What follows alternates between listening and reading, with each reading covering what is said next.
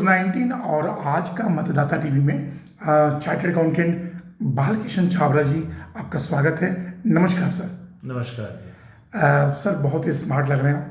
धन्यवाद। और हमारी जो टीम है हाँ जी। वो सर्वे के आधार पर आपसे संपर्क किया है। ओके। आप उसके लिए बधाई के पात्र हैं। छाबड़ा साहब, सवाल ये है कि किसी भी घर को, परिवार को, समाज को, देश को चलाने के लिए पैसों की आवश्यकता पड़ती है। ठीक बात। यानी फाइनेंशियल मैनेजमेंट बहुत आवश्यक होता है। तो एक चार्टर्ड अकाउंटेंट के रूप में मैं चाहूँगा, जो देश की वित्त मंत्री जी ने जो बजट 2025 लोकसभा पटल पे रखा, वो ध्वनिमत से पारित हो गया, वो बजट कैसा लगता है सर आपको? देखिए, बजट 2025 शुरू से जो हमारी वित्त मंत्री हैं श्रीमती निर्मला सीतारमण जी, वो पिछले कई सालों से बजट प्रस्तुत कर रही हैं और हमेशा की तरह बजट उनका अच्छा रहा है। इस बार 2025 में भी उनका बजट जो है काफ़ी अच्छा रहा है। स्पेशली सबको जैसे पता है कि अब इनकम आपकी 12 लाख रुपए तक इनकम टैक्स से एग्जेम्प्ट हो गई है। इनकम टैक्स से एग्जेम्प्ट होने का मतलब ये है कि अब कंज्यूमर के हाथ में, एंड यूज़र के हाथ में परचेजिंग पावर जो है उसकी बढ़ गई है। जब हम कहते हैं परचेजिंग पावर बढ़ गई है, इसका मतलब कि now he can spend more. Right. जब एंड यूज़र जो होता है, कंज्यूमर जब स्पेंड मोर करता है, वो अल्टीमेटली बिजनेस की ग्रोथ को बढ़ाता है, मैन्युफैक्चरिंग में री इन्वेस्ट होता है मैन्युफैक्चरिंग सेक्टर में, और अल्टीमेटली जीडीपी को कंट्रीब्यूट करता है। सो increasing the purchasing power of the end user is a very good initiative on behalf of our finance minister, and it is really a very commendable step. Sir, जो नौकरी पेशे वाले लोग हैं, हाँ जी, उनके लिए 12,75,000 तक की व्यवस्था की गई। बिल्कुल। अच्छा सर, वित्त मंत्री जी ने यह भी कहा था कि इस वाले प्रावधान से 1 लाख करोड़ का राजस्व का घाटा भी होगा। हाँ जी। तो sir, as a financial chartered accountant, क्या लगता है कि वो घाटा राजस्व का सरकार कहाँ से पूरा करेगी सर? एक्चुअली देखिए, इंडिया में दो कंसेप्ट है रेवेन्यू के। एक होता है डायरेक्ट टैक्स और एक होता है इनडायरेक्ट टैक्स जी। जब हम डायरेक्ट टैक्स की बात करते हैं तो इसमें आता है income tax, gift tax, wealth tax, state duty. अब हालांकि इसमें से गिफ्ट टैक्स वगैरह ख़त्म हो गया है, तो जो डायरेक्ट कंज्यूमर की पॉकेट को हिट करता है उसे कहते हैं डायरेक्ट टैक्स। दूसरा पार्ट होता है इनडायरेक्ट टैक्स। इनडायरेक्ट टैक्स में मेजर आज की डेट में जीएसटी है। हालांकि कुछ इसमें प्रोडक्ट्स हैं, लिकर एंड पेट्रोल, डीजल्स वगैरह, जिसमें अभी भी वैट और एक्साइज इन्वॉल्व है। जी जी। जब भी सरकार अपना कोई इनकम टैक्स में एंड कंज्यूमर को रिलीफ देती है, वो अपना बजट जो डेफिसिट होता है वो उसको इनडायरेक्ट टैक्स की फॉर्म में उसको पूरा करती है। अब आप पीछे देखेंगे कि गवर्नमेंट की प्लानिंग है। फॉर सिंपल एग्जांपल, टेक्सटाइल में, गारमेंट में अभी जो जीएसटी का रेट है वो है 5%। अगर मेरी शर्ट का प्राइस जो है, मेरे गारमेंट का प्राइस लेस देन 1000 है, राइट, यही अगर मेरा मोर देन 1000 है तो मेरी शर्ट का प्राइस, गारमेंट का प्राइस है 12%।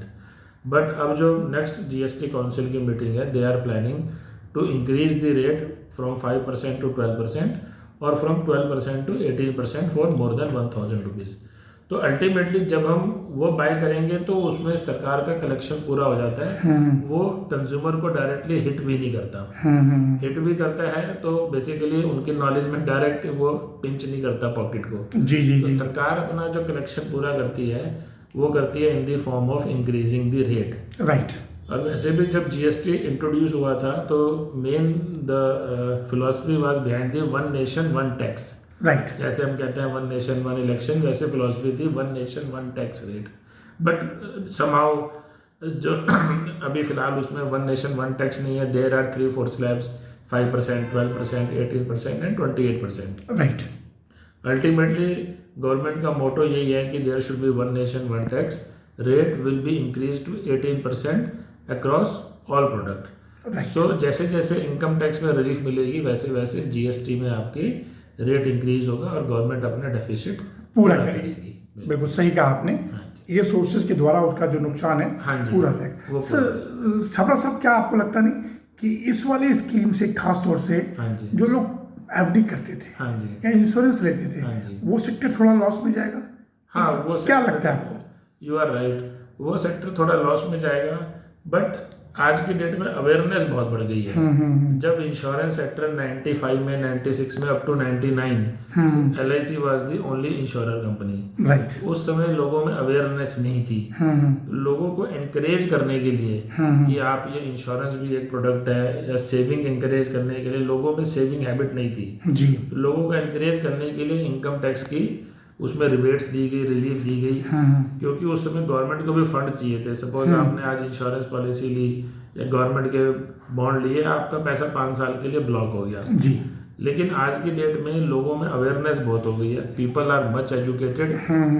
वो इंश्योरेंस को सिर्फ एक सेविंग प्रोडक्ट नहीं लेते, इंश्योरेंस को एक health product, life insurance product अपनी फैमिली के लिए एक सेविंग टूल लेते हैं। सपोज अगर कल फैमिली का अर्निंग मेंबर नहीं है तो who will take care of my family. Right. आज लोग पीपल इतने एजुकेटेड हैं, आज की जनरेशन लोग इतने अवेयर हैं कि वो हर चीज़ में इंश्योरेंस को not only as a tax saving tool नहीं लेते, वो उसे as a future protection tool लेते हैं। और इंश्योरेंस का बेसिक पर्पस भी यही था जी। Insurance was never for tax saving, right, that was only to encourage the habit among the people जी। अल्टीमेट पर्पस इंश्योरेंस का यही था कि आपने उसको जो है एज ए इंश्योरेंस यूज करना है, ताकि in case of any loss of the earning member of the family आपकी फैमिली सफ़र ना करे। तभी आप देखेंगे बिसाइड LIC आज की डेट में 22-23 इंश्योरेंस कंपनी है रन कर रही है, all are doing well, all are having good corpus, good premium amount. तो थोड़ा फर्क पड़ेगा, लेकिन अब स्मार्ट जो आपने बताया कि लोग पीपल स्मार्ट हैं, तो शायद सिप या म्यूचुअल फंड की तरफ लोग एग्जैक्टली उस पर जाएंगे। लोग स्टार्टअप को सब्सिडीज इंसेंटिव सरकार जो दे रही है, but 90% of the people are not aware. उनको पता नहीं चलता क्या स्कीम्स है। सपोज अगर आप कोई सोलर का प्लांट लगा रहे हैं तो उसमें आपके लिए कई सब्सिडी हैं। आजकल एग्रीकल्चर फील्ड में एक नया कंसेप्ट आया है, aeroponic tower and hydroponic tower. Basically people have moved, जो आपके ट्रेडिशनल फार्मिंग से हटके लोग जो है वर्टिकल फार्मिंग में जा रहे हैं। This is a very new concept in India, but इसमें 60-70% तक गवर्नमेंट की सब्सिडीज हैं। आपको सोलर की सब्सिडी है, आपको रेट ऑफ इंटरेस्ट 4% पे है, जो कि नॉर्मल रेट ऑफ इंटरेस्ट 9.5% है। तो लोगों को चाहिए कि वो किसी अच्छे अपने सलाहकार से संपर्क करें, किसी अच्छे हम सीए लोग आपकी सेवा के लिए अवेलेबल हैं, लेकिन वो उनको समझें और उस चीज़ों को सरकार की नीतियों का लाभ उठाएं।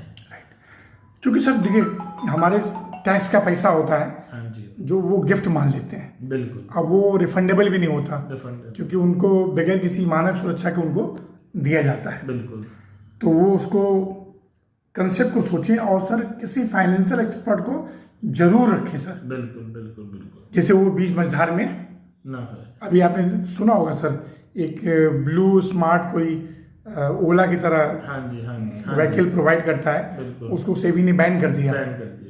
इसके लिए सरकार को ये चाहिए, जैसे सेबी में ये ऑलरेडी कंसेप्ट है कि अगर if you want to work as a financial advisor, आपको सेबी के साथ रजिस्टर होना पड़ता है। कोई भी जो सरकार की ये स्कीम्स आती हैं, even if you are a chartered accountant और एडवोकेट और एनी अदर प्रोफेशनल, सरकार की एक इसमें स्कीम आनी चाहिए कि आपको एक कोई मिनिस्ट्री या इसके एजेंसी के साथ इम्पैनल होना चाहिए, तभी आप फाइनेंशियल सर्विस प्रोवाइड कर सकते हैं। उससे क्या होगा, जो आपकी स्टार्टअप कंपनी है उनका भी ट्रस्ट बढ़ेगा, yes it is a registered financial adviser, right, और they will get a right direction who can guide them, right, it will facilitate both the way, right, क्योंकि राइट डायरेक्शन नहीं होता तभी waste हो जाता है।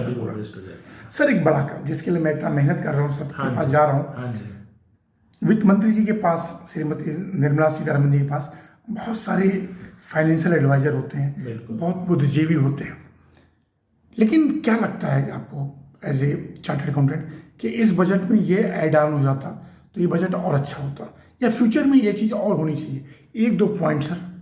देखिए, कोई भी बजट कभी भी 100% संपूर्ण नहीं हो सकता। It can not meet the expectation of all the person. इस बार के बजट में अच्छी बात तो हम सबको पता ही है कि इनकम टैक्स में रिलीफ दिया गया, but at the same time जैसे मैंने बताया, इनडायरेक्ट टैक्सेस में कई चीज़ों पे कंज्यूमर हिट हुआ है। कई चीज़ों के रेट जो बढ़ा के हैं वो 5% से 12% कर दिए गए। फिर भी जो 1-2 चीज़ें अगर आप कहें तो जो कैपिटल गेन टैक्स है वो मैं चाहूँगा, क्योंकि क्या होता है कि जब एंड यूज़र कंज्यूमर होता है, उसने पहले अपनी इनकम पे टैक्स दिया, फिर उसने अपनी प्रॉपर्टी परचेज करी तो स्टैम्प ड्यूटी पे टैक्स दिया, फिर हर साल वो रोड टैक्स, प्रॉपर्टी टैक्स, नगर निगम कई तरह के टैक्स देता है। एटलीस्ट जब वो प्रॉपर्टी सेल करे तो सेल पे कैपिटल गेन टैक्स जो है वो एबॉलिश होना चाहिए, बिकॉज उसमें गवर्नमेंट ने कोई, जैसे हम कहें, कोई ऐसा रोल नहीं है। It is a social factor जिसकी वजह से प्रॉपर्टी में गेन या लॉस होता है। और क्योंकि जब लॉस भी होता है तो वो मैं लॉस बेसिकली कैरी फॉरवर्ड नहीं कर पाता और मैं अपनी दूसरी इनकम से सेट ऑफ नहीं कर सकता। तो कैपिटल गेन टैक्स जो है specially for the individuals, I think it should be abolished completely. So it will boost the real estate sector once, and nowadays real estate sector is the backbone of the economy.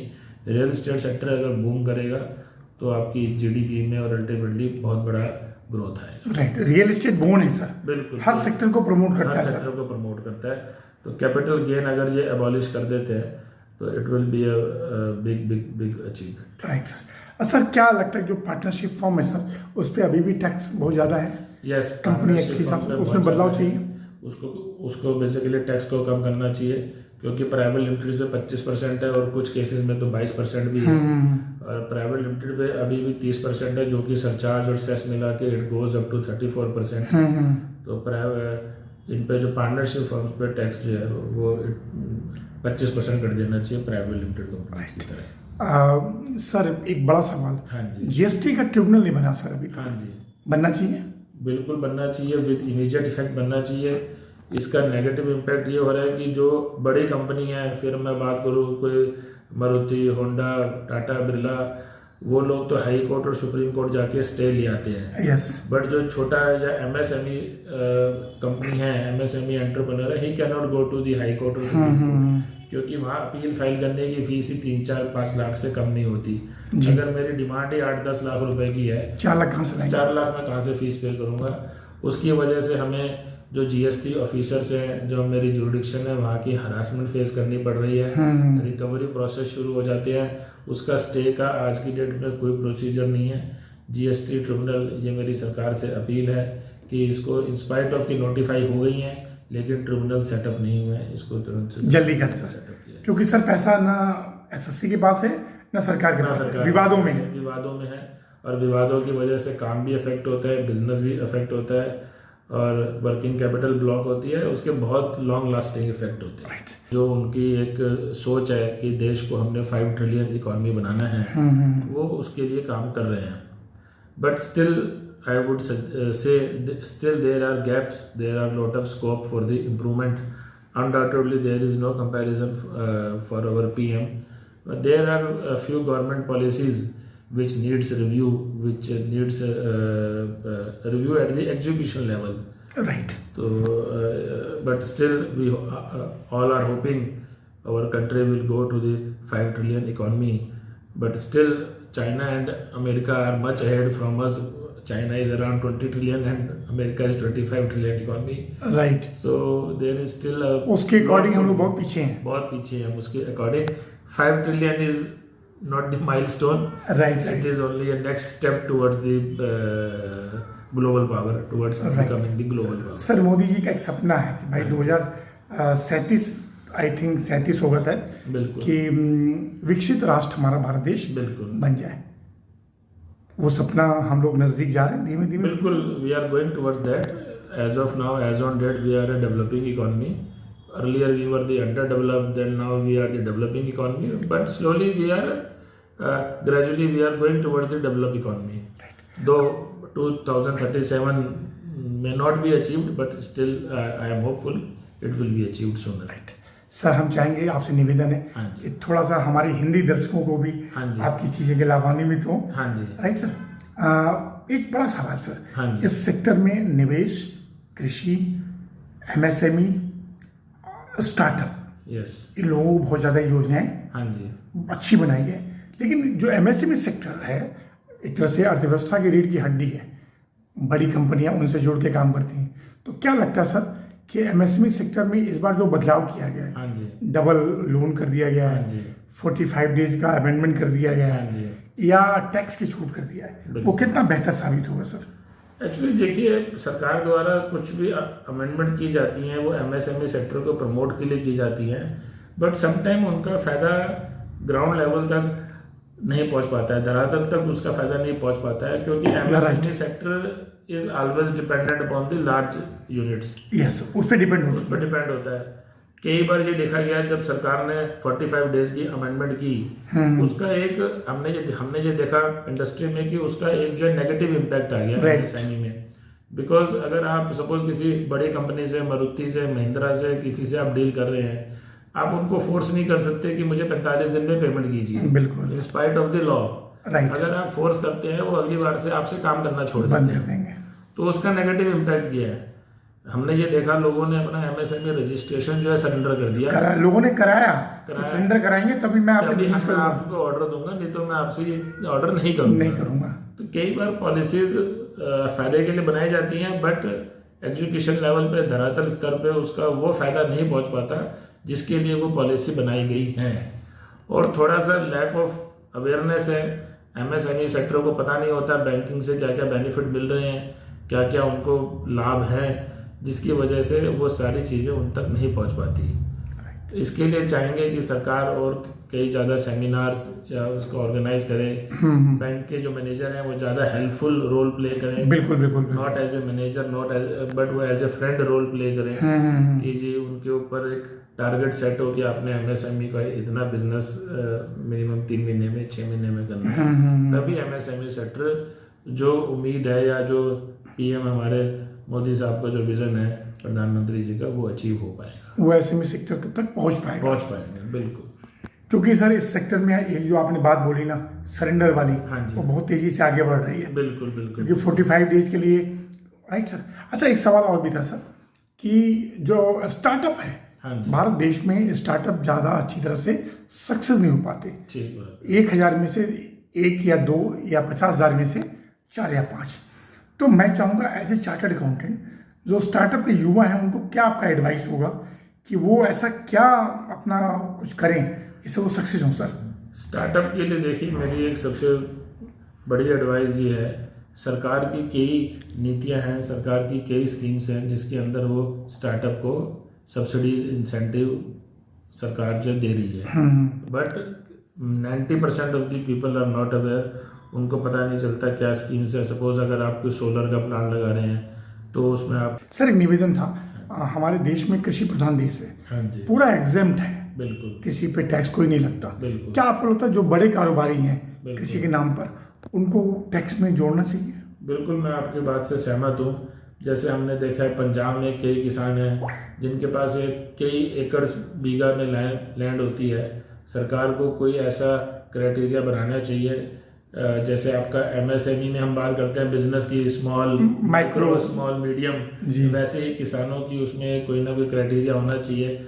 Micro, small and medium, micro should be totally exempt, small should be totally exempt, but there should be a tax on the medium and the large farmers, because ultimately ये agriculture को ही support करेगा और एक evenly distribution लाएगा, so that small farmers are protected, but at the same time large farmers, even to start with, they can start of a tax of 5%, 10%, right, but it will encourage a habit among them. right. एक शुरुआत होनी चाहिए, sir ये बात मैं बिल्कुल जहाँ तक पहुँचने आनी चाहिए वहाँ तक पहुँचाने की कोशिश करूँगा। सर लास्ट मेरे को सवाल, क्या जो है इस बार इन सब स्टेप से इनकम टैक्स पेयर की संख्या बढ़ेगी? बिल्कुल बढ़ेगी इनकम टैक्स पेयर की संख्या। We are very hopeful. हमने अभी देखा है, अभी अप्रैल के 20-25 दिन ही हुए हैं, हमारे पास कई आईटी आ रहे हैं जो फर्स्ट टाइम भर रहे हैं लोग, क्योंकि अब उनकी 12 लाख तक इनकम एग्जेम्प्ट हो गई है। But at the same time there is one piece of advice to the tax payer कि आप अपनी जेन्युइन इनकम भी शो करें, सिर्फ उसको वाइट खाना पूर्ति ना करें, क्योंकि सरकार की तरफ से आपकी इंक्वायरी हो सकती है। तो but yes, it will encourage more and more number of tax payer and it is a good habit. तो और भी करदाता मुझे उम्मीद है इस साल बढ़ेंगे। सर जो फेसलेस है वो कितना धरातल पर बेहतर है? फेसलेस या अभी भी बस केवल फेसलेस की देखिए अपनी कई कमियां हैं। अगर आप मेरे पर्सनल लेवल पे बात करें तो मैं फेसलेस की I am not happy as a chartered accountant, as a tax consultant. Faceless की अपनी कई कमियां हैं इसमें। असेसिंग ऑफिसर के पार्ट पे भी जब ऑर्डर पास किए सवाल उठता है उतना उनके पार्ट पे भी जो रिक्वायर्ड एफर्ट्स हैं वो नहीं देखी गई हैं। ऑर्डर थोड़ा हेस्टी मैनर में पास किए गए हैं। फिर अपील में जाके हमें रिलीफ मिले हैं। जो आप फेस टू फेस कम्युनिकेशन दे सकते हैं, जो डॉक्यूमेंट दे सकते हैं, अभी आप फेसलेस मैनर में हम देख रहे हैं कि थोड़ा असेसी लेवल पे भी है, बट थोड़ा डिपार्टमेंट लेवल पे भी कई कमियां इसमें सामने आई हैं। तो इसमें आप चाहते हैं कोई बदलाव हो, एक मौका जरूर मिलना चाहिए। एक मौका जरूर मिलना चाहिए, even if it is faceless. एक मौका लास्ट में before passing the final physically मौका जरूर मिलना चाहिए। सर बिल्कुल लास्ट है। हाँ जी। हाँ सर, जो आपका प्रोफेशन है इसमें कोई रिजर्वेशन नहीं है, कोई पेपर लीक नहीं होता, कुछ भी नहीं होता। बिल्कुल। तो आपको ये प्रेरणा कहाँ से मिली कि मुझे चार्टर्ड अकाउंटेंट बनना है? ये सवाल युवाओं के लिए है। बिल्कुल। देखिए, chartered accountant I would say कि कॉमर्स लाइन में इंडिया में हाईएस्ट क्वालिफिकेशन है, one of the premier institute है। जहाँ पे भी ये पेपर लीकेज या फ्रॉड होते हैं वो सबसे पहले रिजर्वेशन जहाँ होती है वो देखी गई है। आई am not against the reservation, but I am very happy कि मेरे प्रोफेशन में कोई रिजर्वेशन नहीं है। अगर आप देश की इकॉनमी में, देश की ग्रोथ में कंट्रीब्यूट करना चाहते हैं तो only after doing CA you can become the best professional. और भी कई फाइनेंशियल कोर्स है, but CA is the best financial course in the. तो सर किसका ड्रीम था सर? ये ड्रीम ये मेरे फादर का था। ऑन ए पर्सनल लेवल हम 3 भाई हैं, all 3 are chartered accountants. Okay. So it was the dream of our father. जी। And touch wood, all of us succeeded in the first attempt, and there was never looking back. Sir Nanda ji president बने, कुछ उनको शुभकामना देंगे? बिल्कुल। क्या appeal करना चाहेंगे उनसे? नंदा जी को बहुत शुभकामनाएं। मेरी अपील है उनसे कि सीए प्रोफेशन की एकता की तरफ काम करें। ये थोड़ा सा एक हमारे सीए प्रोफेशन में देखा गया है कि जहाँ जरूरत होती है वहाँ सीए थोड़ा एक साथ नहीं खड़े होते। एक भाईचारे के नाते आप इसको थोड़ा सा इसकी तरफ देखें, बढ़ावा दें। और ऑडिट फील्ड में जो आप प्रोफेशनल अपॉर्चुनिटीज़ गवर्नमेंट के साथ कोऑर्डिनेट करके ओपन कर सकते हैं, उसको ऑडिट अपॉर्चुनिटीज़ को ज़्यादा से ज़्यादा बढ़ाएं। चाहे वो टैक्स ऑडिट के लिए है, चाहे जीएसटी ऑडिट के लिए है, या कॉरपोरेट ऑडिट के लिए है। सीएस की प्रोफेशनल एवेन्यूज़ को, प्रोफेशनल अपॉर्चुनिटीज़ को बढ़ाया जाए। और आपको बहुत बहुत हार्दिक बधाई आपके प्रेसिडेंट बनने पर। चार्टर्ड अकाउंटेंट बालकृष्ण छाबड़ा जी, आपका बहुत बहुत धन्यवाद। फिर किसी विषय पे हम आपसे बात करेंगे। नमस्कार सर। धन्यवाद, बहुत बहुत धन्यवाद।